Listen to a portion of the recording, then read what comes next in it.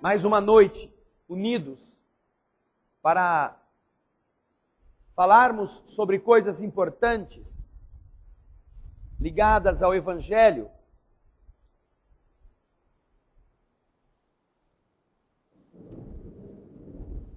É uma aventura, é algo que nos preenche, sobretudo em uma situação da humanidade, onde faltam explicações para muitas coisas.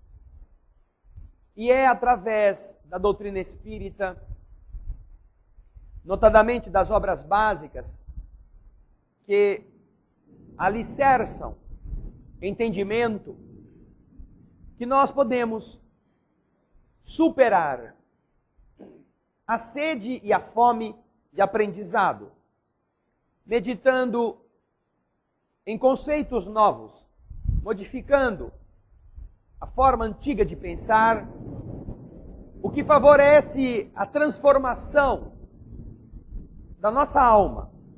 Não melhoraremos nem 1 centímetro se nos recusarmos a aprender. E ao falarmos disso, não estamos nos referindo a uma melhora apenas no campo religioso ou no campo moral.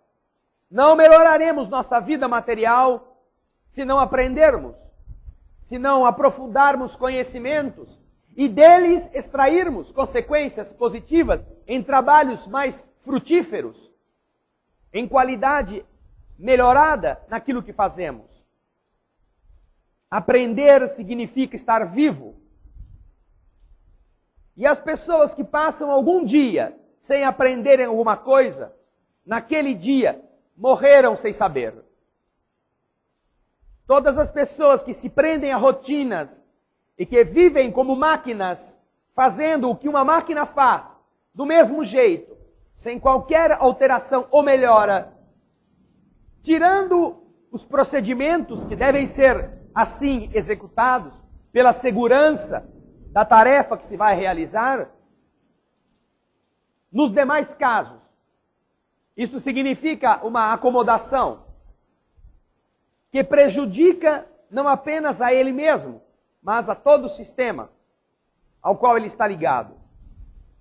Naturalmente que certos tipos de tarefas não podem estar à mercê do novidadeirismo, do invencionismo de qualquer pessoa que cansou daquela rotina e vai fazer outra, de outro jeito. Porque exigem condutas técnicas, procedimentos que já foram padronizados. Mas estamos nos referindo a coisas do nosso dia a dia. Como, por exemplo, sair de um lugar e ir a outro. Como, por exemplo, chegar na instituição espírita que você vai sempre e procurar sempre sentar na mesma cadeira, no mesmo lugar. E de olho fechado, e antes mesmo que as pessoas cheguem, eu sei onde elas vão estar. Porque você vai chegar naquele lugar e vai procurar sentar sempre no mesmo ponto. E vai ver a coisa sempre do mesmo lado. E vai ter do seu lado sempre a mesma pessoa. Que quando muito vai ser a única que você vai cumprimentar. E você fica 1 ano indo no mesmo lugar, pelo mesmo caminho, voltando pelo mesmo caminho e sentando na mesma cadeira.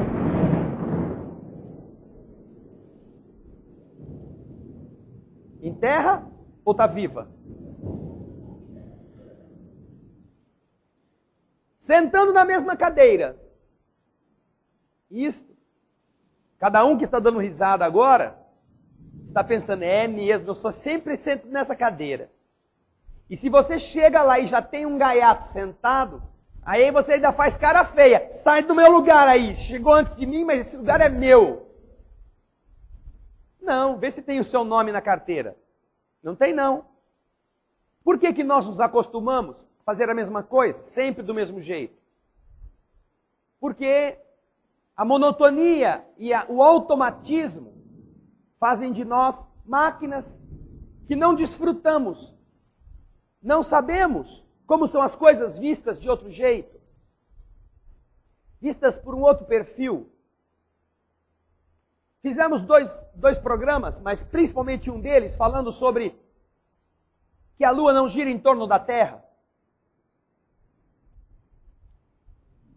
Naturalmente que todo mundo pensa que a Lua gira em torno da Terra. É esse o modelo que a gente aprende na escola. E se você observar somente o sistema Lua e Terra, sem colocá-lo no meio dos outros planetas e sóis, você poderá representar o que acontece fazendo a Lua girar em torno da Terra. Porque há um processo em que a Lua faz esta circunferência.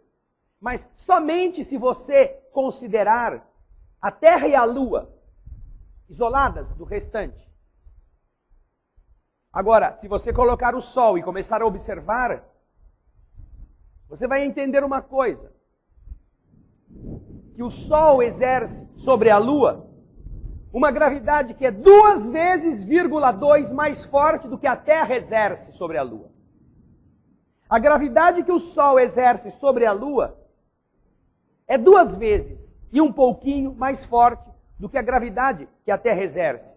Então não é possível que a gente entenda um movimento da Lua dentro desse processo que seja do modo tradicional que a gente está acostumado. A Lua vai e volta em volta da Terra e os dois giram em torno do Sol assim. Como se fosse possível a Lua vencer a gravidade do Sol, que é 2 vezes mais forte que a da Terra, e dar a volta. E o Sol está puxando ela. Não, seu Sol, eu tenho que ir para o outro lado da Terra. Agora o senhor fica aí quieto, eu vou vencer a sua gravidade.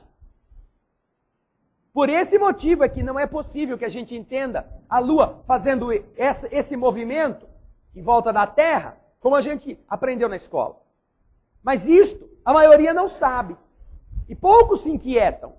Porque você olha para o céu, está todo dia a Lua lá bonitona, está girando, ó. Ontem ela estava aqui, agora está aqui, está crescendo, está diminuindo. A Lua gira em torno da Terra. Do nosso ponto de vista pode ser, mas quando você imagina que por causa da gravidade do Sol, a Lua nunca pode estar fazendo um ângulo que seja contrário ao Sol, ou seja, a Lua está sempre voltada para o Sol, fazendo uma curva em relação ao Sol, a favor do Sol.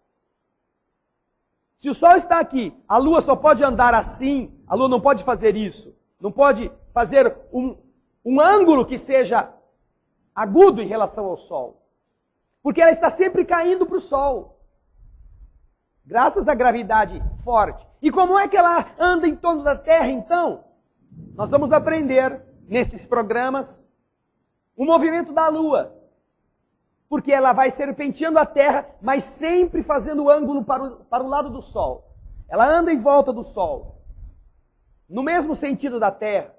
E ora ela está atrás, ora ela está na frente, e ela vai num processo que acelera e diminui, e que você entende que é mais lógico do que o velho modo de a gente entender este movimento. Mas só é possível compreender estas coisas incomodando-se. Só é possível olhar para o mundo se nossa inteligência estiver atuante nos conceitos que envolvem nosso viver, nosso sentir, nosso pensar. Observemos qual é a rotina da família. Trabalho, come na rua, chega em casa, quando muito, às vezes faz uma refeição em família, aí assiste o jornal, ela assiste a novela, aí toma um banho e vai dormir. No dia seguinte levanta, toma um café correndo na padaria, vai para o trabalho, pega o ônibus, faz a mesma coisa todo dia, aí chega em casa, né? Toma um banho, janta, assiste a novela, o jornal e vai dormir. E assim, né? Aí alguém fala assim no fim de semana, vamos no cinema? Ah, não, só está passando filme ruim. Ora, você sabe que filme está passando? Ah, também não sei. Ah, mas só é porcaria que está fazendo hoje. Por que você não quer sair da rotina? Porque está acostumado com ela te dá segurança. E não há nada mais deprê do que domingo, em que você tem uma TV que tem 600 canais, todos passam a mesma porcaria, você não encontra nada para ver de interessante, é o dia que você pode ficar lá fazendo coisas diferentes e pode ver, você faz sempre a mesma coisa. Ou vai almoçar sempre na casa da sogra ou na casa da mãe e come sempre a mesma comida e tem sempre as mesmas caras que estão lá com você fazendo os mesmos comentários e depois que comeram, alguém lava a louça, você cata o carro e volta para casa e vai dormir. Porque é domingo, né? É o único dia que dá para você dormir. Essas rotinas, naturalmente, às vezes são alteradas pela força do trabalho, que põe você para cá, você viaja para lá, você tem que fazer coisas diferentes. Mas, falando da nossa maneira de atuar diante da realidade, ela consome, porque é mais fácil. Você já definiu que caminho você faz. Se você parar para pensar agora como é que você chegou aqui, ou como é que daqui você vai chegar na sua casa, você não sabe dizer. Porque o carro vai sozinho. Quando você vê, está chegando.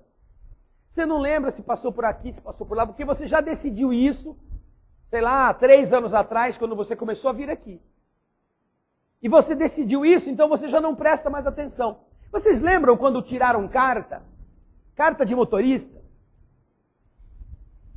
Que era um desafio você aprender a engrenar a marcha. Até hoje, para muita gente, é. Mas, e eu não vou dizer que é para mulher, porque senão vão falar que eu sou preconceituoso. Mas, você se lembrava que era hora de engatar a primeira. Punha o pezão lá na embreagem e punha a primeira. E aí olhava bem, para ver se era a primeira mesmo. Como se desse para a gente ver se a posição do câmbio está que nem o desenho que está lá na cabeça do câmbio. Aí chegava a hora, o carro já estava... Agora é a hora da segunda. Aí apertava lá e punha a segunda. Ai, aleluia, diz o carro. Aí a segunda já estava ficando no desespero. Aí é hora da terceira. Você sabia que tinha que pôr. Depois que você dirigiu 1 mês, 2 meses, 3 meses, 4 meses, você já não sabe mais o que é a primeira, a segunda, a terceira, não sabe nem em que marcha está. Você já vai, você nem se preocupa se apertou a embreagem ou não apertou, você faz isso sem se preocupar. Tanto que um dos problemas de quem está tirando carta e começa a guiar depois, e que não teve muita prática no volante, é o cansaço. Se você vai dirigir numa cidade grande, numa cidade complicada, você, quando chega em casa são e salvo, sem acidente, sem ter matado o velhinho, sem ter atropelado o gato, sem ter subido num poste, ai, graças a Deus, você chega em casa tem que dormir, porque seus braços estão doendo. Você, na verdade, não dirigiu. Aquilo lá você era um gladiador na arena romana. Ou você morria ou você chegava. E sua mão suava, escorria pelo volante, e você ficava... O volante parece que ele ia sair dali, do eixo ali da direção, na sua mão. Se você morresse, levava o volante junto, grudado que estava nele. Porque aí dói todas as mãos. Ai, que dor na mão, o que será que eu fiz? Guiou. Está começando a dirigir. Agora, depois que passa o tempo, ótimo, aí você nem sente nada. Aí faz até barbeiragem por conta de estar muito familiarizado. Quando entendemos as leis do universo, e quando vamos às obras básicas, a finalidade disto é exatamente mostrar para nós como funcionam estas coisas. E o Evangelho segundo o Espiritismo, nos seus diversos capítulos, abre para nós uma outra informação, um outro panorama, um outro horizonte. E se nós compreendermos esse horizonte de outro jeito, nós, no começo, teremos um pouco de dificuldade. Mas na medida em que vamos treinando, que vamos colocando aquilo em nossa atividade diária, você vai chegar um momento em que vai fazer as coisas sem pensar nelas. No bem. Vai fazer as coisas sem se preocupar em estar fazendo corretamente ou não. Porque você vai se acostumando positivamente. Agora, é preciso vencer a rotina do negativismo. A rotina do já acostumado modo de ser. A rotina da cerveja todo fim de semana, do jogo de futebol, do churrasco, do falar mal da vida alheia, do olhar para as pernas da mulher dos outros, de cobiçar os músculos do marido, né, da sua amiga. É preciso vencer certas rotinas que parecem naturais, que parecem da estrutura humana. E este capítulo 8 fala sobre isso. Jesus alerta. E olha só que interessante. No capítulo 8, capítulo do Evangelho segundo o Espiritismo, este trecho, logo do início do capítulo 8, na segunda, já é o segundo subtítulo, diz assim, numa passagem de Jesus: aprendestes o que foi dito aos antigos, não cometereis adultério.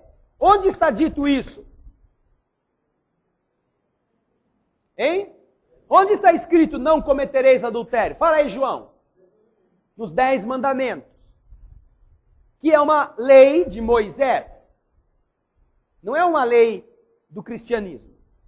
É uma lei mosaica. São 10 mandamentos. Agora, ao aprendermos isto, Jesus está dizendo: todos vocês estão acostumados a ouvir a velha lei dizendo: não cometereis adultério.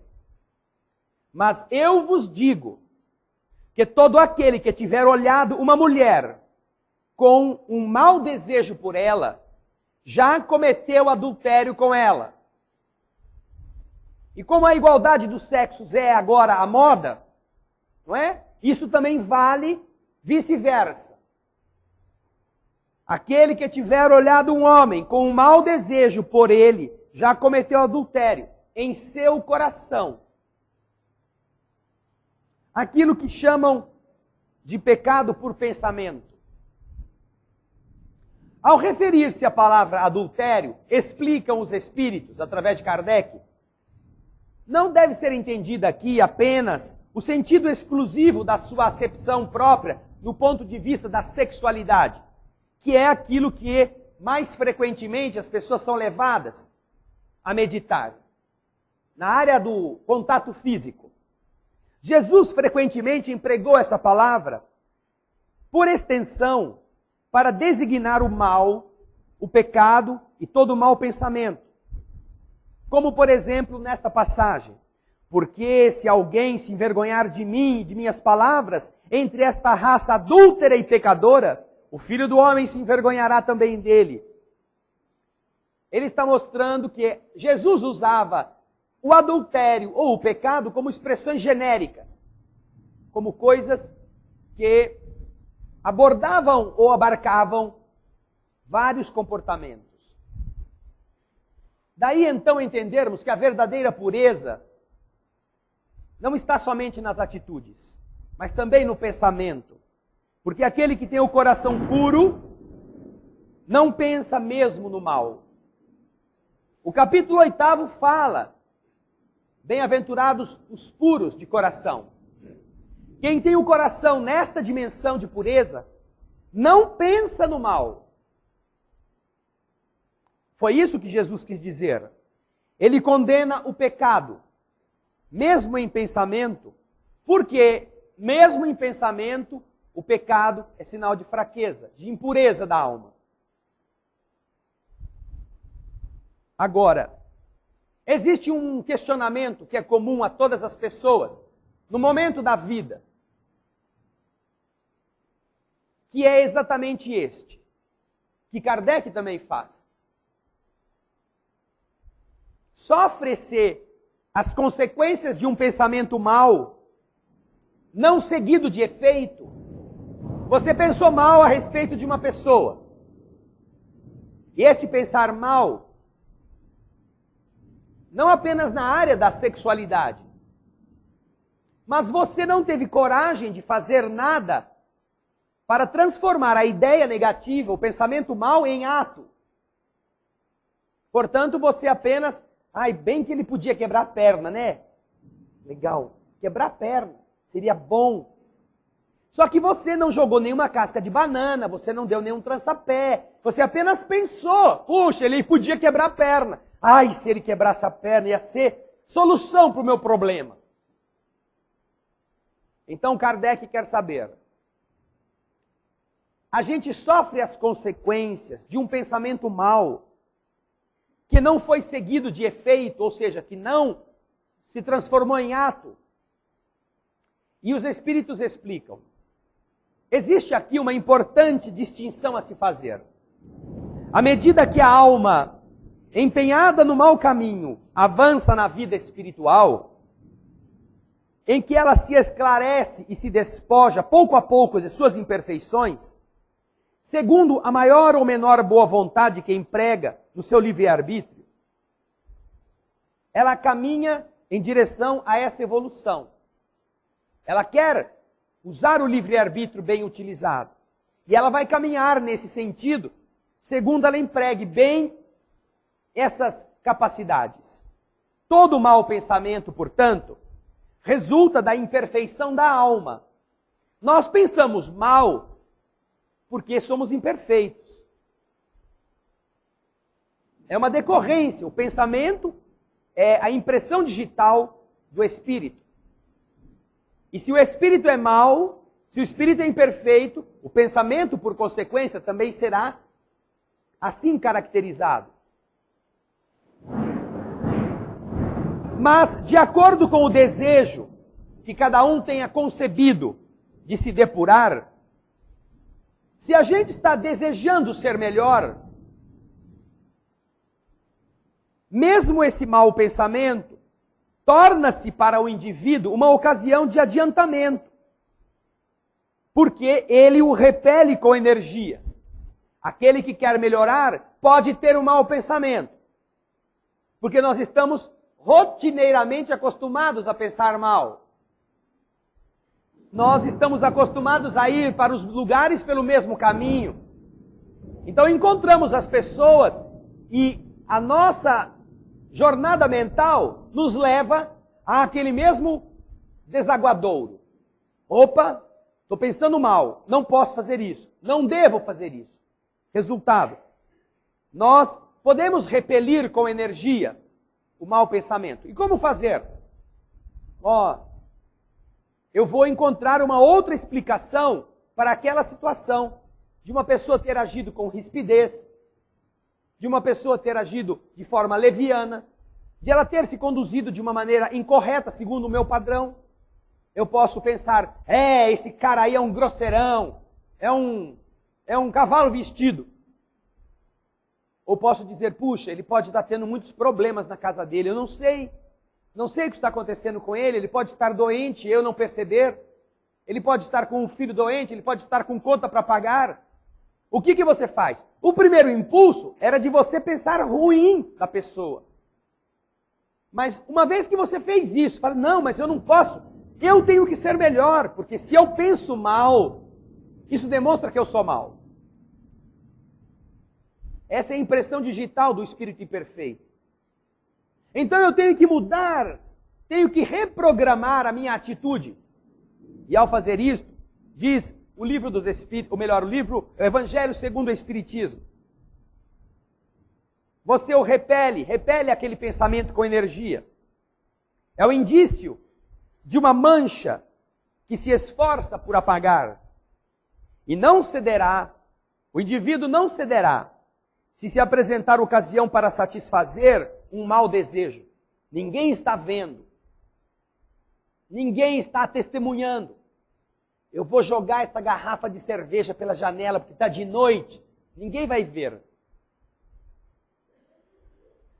O impulso é de você se livrar do lixo. É o ser animalesco que ainda não tem disciplina. Mas ele fala, não, eu não posso. Agora eu sou a favor do lixo reciclável. Lá na minha casa tem os tamborzinhos separados. Eu não posso fazer uma coisa em casa e continuar fazendo as mesmas burradas fora. Não vou jogar fora. Então você reprime uma atitude que poderia ser incongruente com o seu projeto de ser melhor. É um indício. E você não cederá se apresentar a ocasião de se satisfazer num mau desejo. E depois que tiver resistido, vai se sentir mais forte e alegre com a sua vitória. Puxa, eu consegui não ser igual, consegui não fazer o que eu estava sempre acostumado. Aquela pessoa, ao contrário, que não tomou boas resoluções, procura a ocasião para o ato mau. E se não o realiza, não é por efeito da sua vontade, mas porque lhe falta oportunidade. Ela é, portanto, tão culpada como se o cometesse. A pessoa que só não prejudica, só não furta, só não engana, porque não apareceu a oportunidade, e que, se tivesse a oportunidade, faria, ou seja, ela não se predispôs a ser melhor, as consequências para ela são as mesmas daquele indivíduo que comete o mal.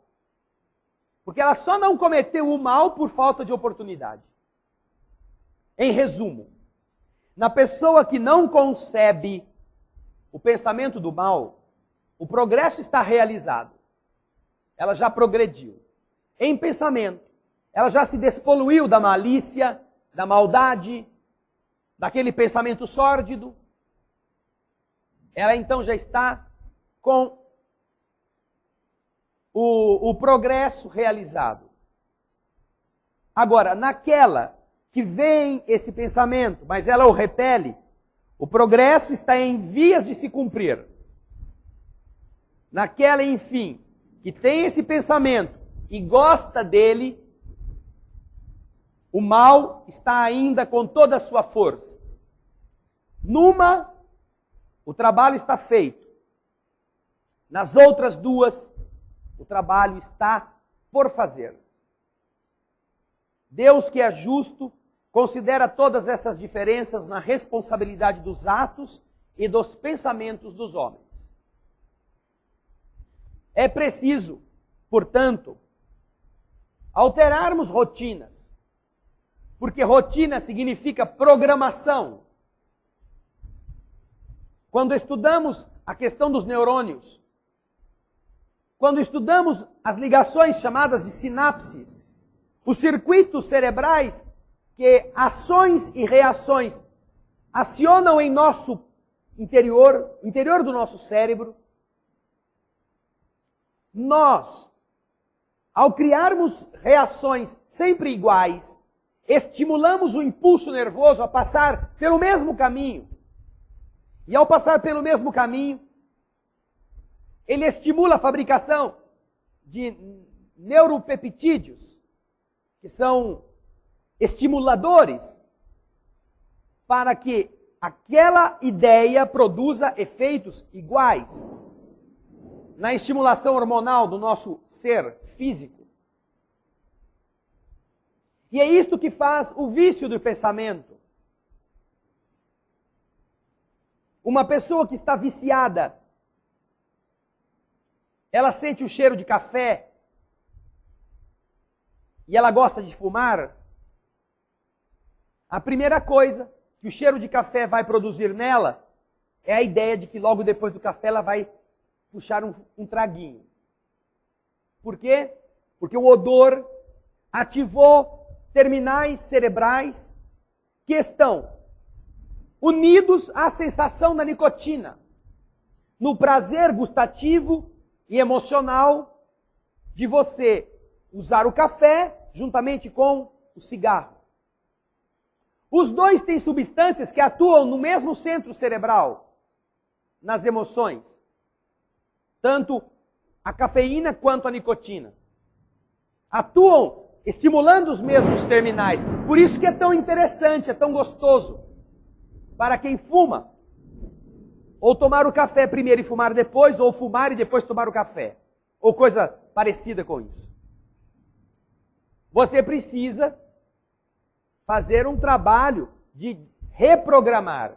Você precisa fazer com que aquele caminho neuronal seja desfeito. E ao fazer isso, aqueles neurônios que estão usando sinapses próprias e facilitam então a passagem do impulso elétrico, do pensamento imediato, eles vão se conectar com outros. Vão fazer novas conexões. Você vai trabalhar dentro de você, da sua mente, novas conexões que vão te traduzir outras sensações. E isto acontece quando você deseja ser melhor. Quando você deseja firmemente.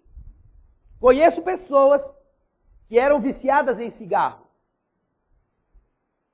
E, naturalmente, gostavam de um cafezinho. E essa dupla funcionava muito bem no prazer emocional, psicológico, que garantia ao detentor do vício. E esta pessoa decidiu não fumar mais. Mas não usando essas muletas. Não, põe uma balinha, ou chupa o chiclete, ou vai fazendo de um jeito que você vai devagarzinho. Essa pessoa disse, não vou fumar mais. Cada um tem um caminho para fazer isso. Para vencer essas conexões já bastante acomodadas. Agora, naturalmente, que o corpo vai achar ruim. Então o corpo vai dizer, oh meu Deus, faz favor, eu estou precisando daquele negócio bonzão, gostoso que você fazia antes. Você vai me deixar na mão assim? Se a gente é mole, aí o que acontece? Ah, não, vou devagarzinho, então eu vou diminuir. Um diminuir que é nunca parar. O grande problema dos que dizem que querem parar é que no fundo nunca querem parar. Porque é como se eles tivessem que renunciar a um prazer muito interessante. E essa vida é tão difícil. Imagina, eu só tenho desgraça, vou renunciar a uma coisa que é tão boa. Então esta pessoa que decidiu parar, como sabia que toda vez que ela tomava café ela tinha vontade de fumar, ela disse assim para ela mesma, eu não vou fumar mais. Deste dia em diante, não fumo mais. E aí, vou tomar café. Porque eu quero ter vontade. Quero ter a ideia de que depois do café vinha o cigarro. E eu vou dizer para mim, não vem não. Porque era uma pessoa que tinha fortaleza de vontade. E com isto, ela deixou de fumar abruptamente, sem nenhuma recaída, depois de ter fumado mais de 20 anos, usando este método. Não é o de escamotear-se. Não, eu fumo um pouquinho menos, um pouquinho menos, um pouquinho menos, um pouquinho menos, e aí fico fumando só um pouquinho o resto da vida. Quem sabe um dia eu paro. Não. Eu vou parar de fumar e eu vou fazer tudo que me dava vontade de fumar para dizer que eu não vou fumar. E fez. Desafiando-se. E nunca mais fumou. E toma café e não fuma mais. E não se viciou no café, que é outro problema. Então, quando você cria mecanismos para que aquela rotina dos impulsos elétricos, que o seu cérebro está acostumado, sejam alteradas, essas rotinas sejam mudadas, você cria uma nova vida mental, com novas experiências, com a produção de neuropeptídeos diferentes, de forma que você vai ser, naquela área, uma pessoa nova, com atitudes renovadas. E uma pessoa melhor, porque você consegue romper um círculo vicioso que ia produzir malefícios orgânicos, ou estava produzindo malefícios orgânicos para você mesmo. Mas quem é que convence você a fazer um negócio desse? Só você. Só você mesmo. É você que tem que querer ir no cinema. É você que tem que querer, ao invés de ficar assistindo televisão o domingo inteiro, fazer outra coisa. É você que tem que estar aberto a inovações, no modo de se relacionar com pessoas com quem você tem dificuldades. Você já tentou por este caminho? Toda hora que eu quero fazer alguma coisa, que esse cara é um obstáculo. Ora, descubra um outro caminho para abordar. Vá atrás de uma inovação, altere sua rotina. Seu cérebro vai adaptar-se a uma nova situação. Por que há pessoas que entram em desespero quando são obrigadas a sair da sua rotina, foi demitido do emprego. Que coisa mais boa do que isso?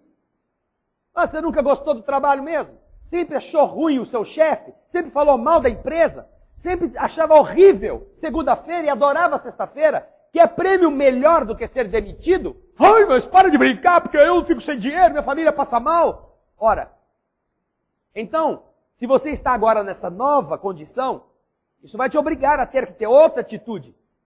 Muitas pessoas entram em depressão nesta hora, porque aquela rotina, aquele costume que lhe dava uma certa segurança, agora não existe mais.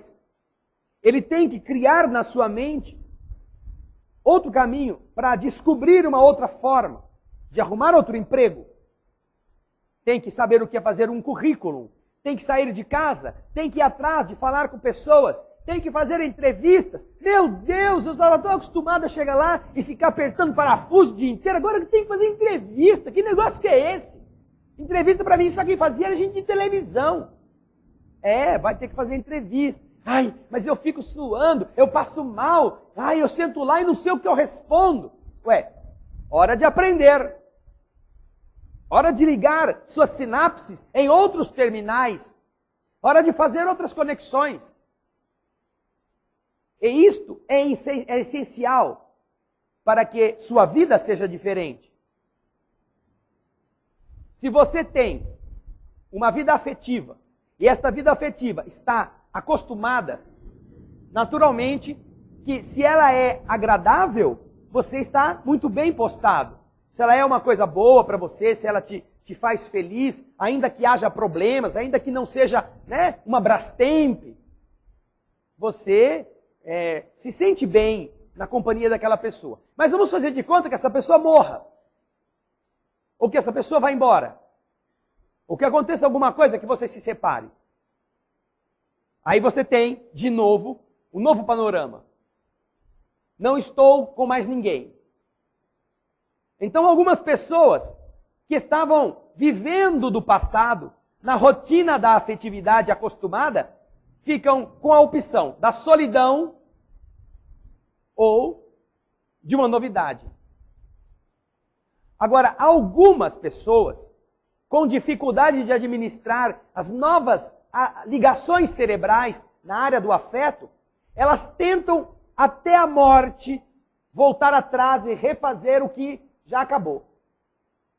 Claro que se o negócio é cemitério, não dá para fazer isso, nem indo em centro espírita. Trazer o João de volta, a Mariquinha, para continuar casada com eu. Não dá. Agora, se o negócio é um rompimento, tem pessoas que se tornam piores do que carrapatos no pé da pessoa que não quer mais. Que ficam querendo refazer as coisas, sem entender que já não é mais por aí, não é mais possível. Que coisas mudaram no interior daquela outra pessoa. Que ela tem o direito, seja ele ou seja ela, de escolher outros caminhos. Então, existe uma barreira para a manutenção daquele circuito elétrico nos seus pensamentos. Você não pode, você será obrigado a ter que funcionar de outro jeito. De manhã você levanta, não tem ninguém do seu lado. Aí vai fazer o almoço, é para você só. Ou chega em casa, espera, fala boa noite e ninguém responde. E o mundo ficou vazio.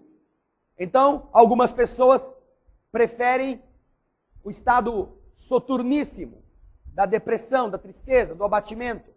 Outras pessoas querem ocupar isto, tornando-se jovenzinhos de novo. Então a gente vê gente madura, gente que já está mais para Balzac do que para Madonna, se travestindo de Michael Jackson, de isso e de aquilo, e querendo reviver o impulso juvenil. Só que vai nessas festas onde a moçada está toda embalada e percebe que ninguém quer dançar com sanfona. Porque a pessoa está cheia de pé de galinha, parece uma sanfona. Ninguém quer saber da sanfona. Poxa, mas eu ainda estou, estou numa boa forma. Sim, mas é sanfona. Tem muito mais gente esticadinha por aí. E então, a pessoa às vezes tem dificuldade de viver essa realidade fora de hora. Porque ele está querendo usar os antigos modos de pensar para resolver um problema que deverá ser resolvido de outra maneira, adequando a sua necessidade à sua condição atual. Não queremos dizer que você, mesmo sanfona, sendo rico ou rica, não encontre candidatos. Porque aí tem muita gente querendo dar o golpe da sanfona. Mas aí é pelo seu dinheiro, não é por aquilo que você é. Tá um monte de mocinha querendo encontrar a alma gêmea de 85 anos. Mesmo sem dentadura, é minha alma gêmea. Encontrei. E o pior é que esses oitentão acreditam mesmo que aquela de 25 apaixonou por ele. Né? Tá ali babando. Porque isto faz ele voltar ao tempo em que os seus neurônios funcionavam nos circuitos que ele está acostumado. É preciso mudar isto, desprogramar estas ligações para que outras ligações sejam feitas e nós tenhamos então em nosso circuito cerebral outras respostas, outras emoções. É preciso desprogramar certos impulsos que nós assimilamos até mesmo do que nós assistimos na televisão, em uma época em que a juventude é explorada ao máximo e que a boa forma é sinal de felicidade, em que a sexualidade é algo que está estampado até em tampinha de garrafa, e que se você, para ser normal, precisar fazer aquilo, na verdade o que nós temos na televisão é a cultura de prostitutos e prostitutas. E quem não for assim não é normal. E a maioria acha que é esta a indicação correta de viver. Mas quem é que está preparado para chegar em um determinado momento da sua relação afetiva, que amadurece e que já não depende mais da euforia da sexualidade, como era na euforia dos impulsos, dos hormônios da juventude? Quem está preparado para conviver e criar uma amizade verdadeira, sincera, fraterna, em que o afeto já não se exteriorize mais no ato mecânico e muscular, mas seja capaz de exteriorizar-se na doença, fazer o outro sentir-se querido quando está passando mal, estar presente ao lado dele, ao lado dela, na hora da dificuldade, ser solidário às suas lutas, às suas angústias. Este crescer significa refazer impulsos físicos, usando a inteligência para criar outros laços, que vai se perceber são muito mais duradouros. Porque para satisfazer o impulso sexual de qualquer pessoa que passou já do tempo, qualquer moço ou qualquer rapaz é capaz de fazer isso. Mas para limpar alguém que está doente e teve que fazer suas necessidades no leito, para criar coragem e ser capaz de estar do lado da pessoa que está vomitando, porque pegou uma dessas viroses malucas, daquela pessoa que não está em condições nem de beleza, nem de vigor para tomar conta de si próprio. Não é qualquer mocinha, nem qualquer mocinho desses de balada que vocês encontram por aí que estão dispostos a fazer isso. Nos quais o sentimento ainda não está preparado para dar este salto. Por isso que o pensamento denuncia quem nós somos. E é por isso que precisamos alterar pequenas coisas todos os dias para reprogramar isto. E isto acontece em todas as áreas da vida, não somente da realidade da sexualidade. No impulso profissional, no impulso de ganhar, no impulso de ser grande, de competir com os outros. Perguntar por quê? Por que eu quero isso? Por quê?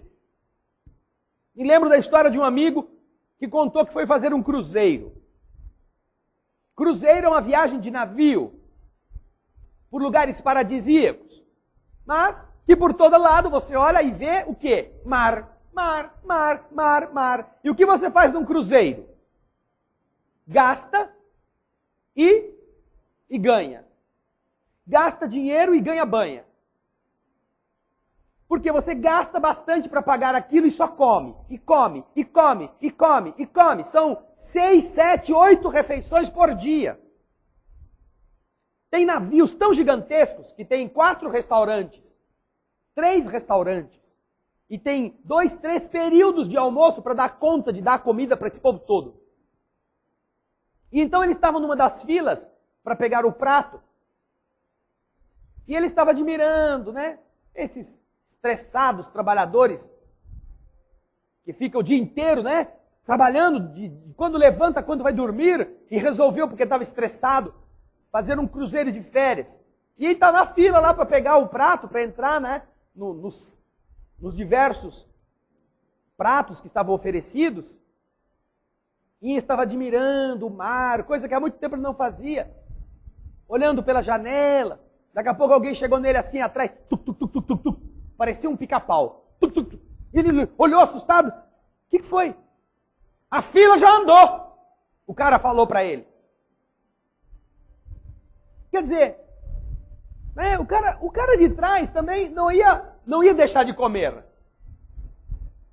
O cara de trás provavelmente estava lá porque era estressado. Só que não estava querendo se desestressar. Estava achando ruim que a fila tinha andado e ele não podia ir pegar o prato dele para comer talvez a 7ª refeição daquele dia. Mas ele tinha que avisar o cara, porque ou ele anda ou eu passo por cima dele, vou na frente dele, entro no lugar dele. Nossa, ia ser um problema. E então o cara, não, pode passar na minha frente. Pode passar. Ah, deve ter sido um alívio para o outro que estava atrás, espairecendo num cruzeiro. Vocês entendem que não adianta qual vai ser o nosso projeto de passeio. Se isso não estiver aqui dentro, você pode ir para a lua e continua andando na fila. Continua exigindo coisas no horário, meticulosamente. Porque você não desconectou mentalmente as conexões que fez. Você não se despoluiu. Você continua repetindo as mesmas coisas. Portanto, não é mudar só de rotina física. É estar aberto a que estas coisas inovem suas construções mentais. Ah, eu gosto do fulano, eu gosto da fulana. Ah, que legal. Você lembra quando você era namorado? O que você inventava para essa fulana ou para esse fulano perceberem que você gostava dele ou dela? E você escrevia poesias quilométricas, você telefonava naqueles negócios de telemensagem e ficava enchendo a paciência dela com 30 mensagens por dia. Você fazia, entrava com processos, você fazia visitas inesperadas, você contratava um helicóptero para jogar flores em cima da casa dela. Tudo isso para enganar a coitada. Depois casou. Aí, há quanto tempo que você não demonstra que gosta dela? Por coisas bobas. Não precisa mais do helicóptero, ela já caiu. Ele já entrou na canoa furada. Mas, puxa vida, não é? Quanto tempo faz que você não escreve um bilhete dizendo que gosta, antes da pessoa acordar e deixa lá, que você não escreve no vidro do banheiro, no espelho do banheiro? Olha, fui trabalhar, mas gosto de você. E você não deixa uma mensagem. Ah, é que a gente está acostumado. Ah, eu não consigo. Se você não consegue mais fazer isso, você tem um problema, que é vencer em você uma mesmice, um acomodamento. Ninguém está dizendo que você vai demonstrar que você ama só se pagar um cruzeiro e ficar pobre por causa disso. Ou para comprar um carro zero e mostrar que é a sua maneira de amar essa pessoa. Não. Mas existem tantas formas que são muito boas de você exercitar o que você tem de bom no sentimento pelo outro. Aí você precisa fazer outras ligações. Seus neurônios têm que funcionar de outra maneira e eles começam a dar curto-circuito. E se você insistir nisso, você começa a descobrir coisas, você começa a ver uma vida que existe em você e que você não sabia que existia. Por isso que é tão importante o pensamento. Por isso que uma coisa é a gente querer fazer o mal, querer errar. Quando você quer errar e só não erra porque não teve a oportunidade, o pensamento do mal é igual ao ato mal. Mas quando você, sem ser puro, está lutando para que o pensamento mal seja combatido, você terá inclinação para fazê-lo, mas dirá, não vou fazer. Eu vou fazer o oposto, vou fazer diferente. Eu tenho inclinação para o cigarro, eu vou tomar café e não vou fumar. Eu vou fazer o contrário. Eu vou me desprogramar. Dessa forma, arrojada. Agora é claro que se a sua vontade não for tão decisiva assim, você precisa, às vezes, se afastar da tentação. Você precisa, de verdade, dosar a coisa de acordo com a sua capacidade de resistir. Porque se você sabe que você é fraco ou fraca, não adianta passar perto da tentação, porque você vai cair nela de novo. E vai ter a frustração de depois se sentir mal por ter caído. Isso é ruim, porque isso demonstra que a gente está despreparado ainda para aquele teste. Então, a pessoa tem que medir isto nela mesma. E às vezes precisa, se ela tem uma inclinação para certas condutas, evitar ir nesses lugares. Evitar estar na presença de certas pessoas. Porque assim, ela se preserva, ela se fortalece. Ela tem mais tempo de mudar a reprogramação mental. Quando alguém te faz mal e você sofre com isso, observe. Cada vez que você pensa nessa pessoa, você pensa no que ela fez de ruim para você. O circuito elétrico foi estabelecido e ele te faz sofrer. E pessoas, de tanto pensar, toda vez que pensam, choram, se emocionam, ficam fragilizadas. Porque aquela pessoa fez ela sofrer de tal jeito. O que é o perdão? Perdão e esquecimento. Não o perdão vocal. O perdão real. O perdão é você embaralhar todos esses neurônios amalucados que te faziam lembrar da ofensa para lembrar do ofensor. E você não quer mais saber dele. Você não quer mais saber da ofensa. Você vai passar uma borracha. Você terá forçosamente outro pensamento. Os neurônios se desconectarão.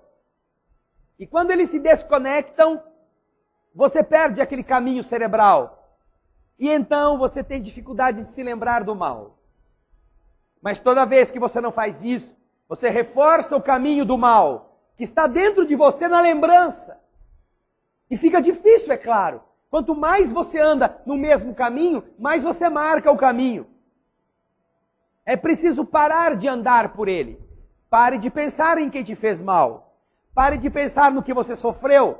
Pare de pensar que você foi vítima. E logo, os neurônios vão se rearrumar. E você não estará mais nem sofrendo e nem se lembrará com clareza de quem foi que fez o quê. E isso significa liberdade. Liberdade para você.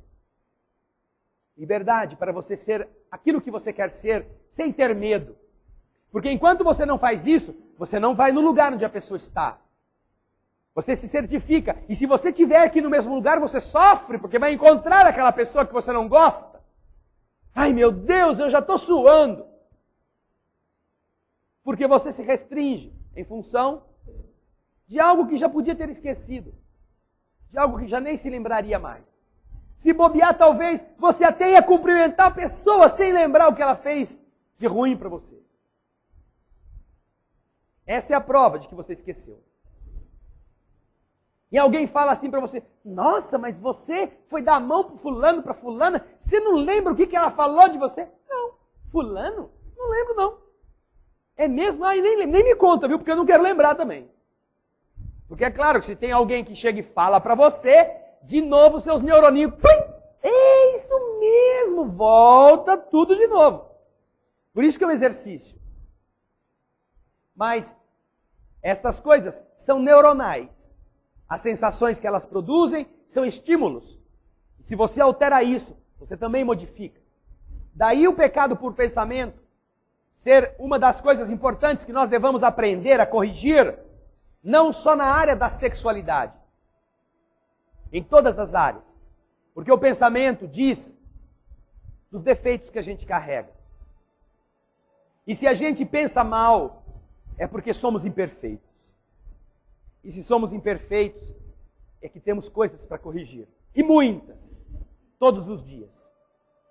E como falamos aqui, todos os dias.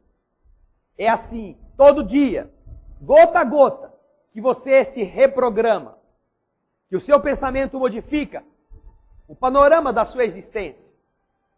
E que você pode amanhã ser melhor do que é hoje. E depois de amanhã, melhor do que vai ser amanhã.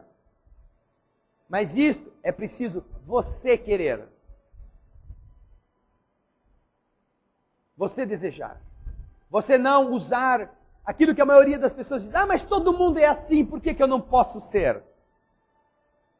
Porque todo mundo, a grande maioria, vai ter um destino que eu tenho certeza você não gostaria de ter para você. A não ser que você também aceite o destino da maioria. Se você quer coisa melhor, nós temos que investir nisso. Capítulo 8 que fala da pureza. Não essa pureza burlesca, essa pureza inconsequente, essa pureza que a gente apenas tem em mente ser a pureza na área da sexualidade. Aí também, mas em todas as áreas, onde nós pensamos mal, onde a gente tem inveja do sucesso dos outros, onde a gente não quer que os outros prosperem, porque nós é que temos que prosperar, onde a gente tem sabor de ver alguém cair, porque nós tínhamos inveja. É nesses lugares que muitos se desculpam, que muitos, se dizendo religiosos, não se empenham em vencer, que está o problema. Pureza, que é uma característica do Espírito. E só através dela, nós teremos uma chama que brilha. Teremos velocidade de deslocamento no mundo invisível. E poderemos irradiar para todas as partes. Basta que vocês assistam TV Alvorada Espírita, ou melhor, programa Alimento para a Alma. Qual é a cor da sua aura, da sua alma, do seu espírito? Cinza ou brilhante como o rubi? Último programa que está disponível para você assistir na sua casa, no mensagefraternal.org.br. Falamos sobre essas 3 questões do Livro dos Espíritos, 88, 90 e 92. As 3, colocando o futuro nosso nessas dimensões do brilho da nossa alma, da nossa capacidade de emancipação e de deslocamento, e da irradiação que nós somos detentores. Todas as 3 questões vinculadas à nossa pureza. É a nossa pureza que vai definir tudo isso. Leiam o Livro dos Espíritos. Assistam o último, o mais recente, programa Alimento para a Alma no nosso site. E pensem. Pensem que todo dia a gente reprograma um pouco das coisas erradas. E aí podemos fazer as coisas diferentes. quando forem embora para casa, vão por outro caminho. Quando chegarem em casa, pensem no que fazer para mostrar para alguém que está com você que você gosta dela, que você gosta dele. Algo inovador, algo diferente, algo que sai da sua rotina. Pense. Você vai ver como você é mais rico do que você imagina, mais criativo, e como isso vai fazer muito bem para a vida pessoal. É o bem reprogramando o mal. Vamos orar.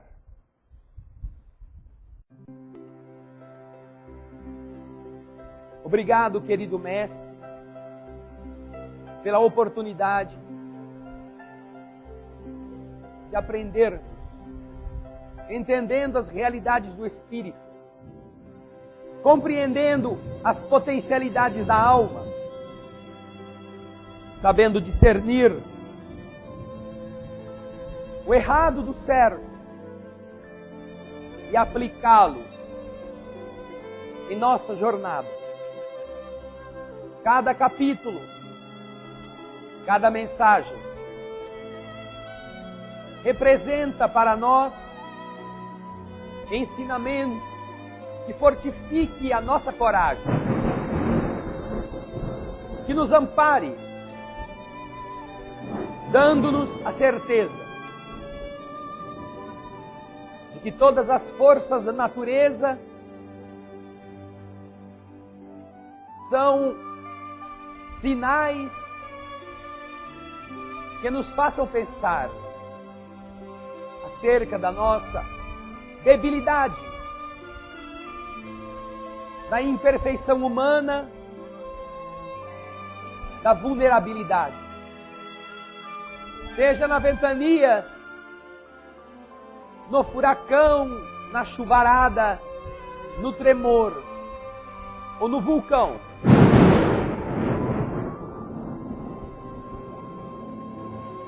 Nós nos deparamos com realidades que atestam a potencialidade das forças do universo e a precariedade das nossas energias pessoais. Quando cada filho e cada filha não é capaz de garantir a própria vida, por mais riqueza que tenha, por mais poder que ostente, quando um simples vírus coloca o mais forte dos homens doente, incapacitado para superar a pneumonia, que isso sirva para nos dar a ideia de quão precária é a existência, e assim possibilitemos pedir desculpas em tempo, possamos perdoar quem nos ofendeu sem mágoa, tenhamos coragem para superar diferenças que não resistirão muito tempo, que poderão, antes de que todas as coisas nos impeçam, ser diminuídas num simples gesto, num aperto de mão, num pedido de desculpa ou na compreensão. Ajuda-nos, Senhor, a termos a real dimensão do que somos e daquilo que Deus espera de nós. Por isso, cantaremos uma vez mais, do fundo do coração. Almas do céu, ouvi o doce canto do fundo do coração.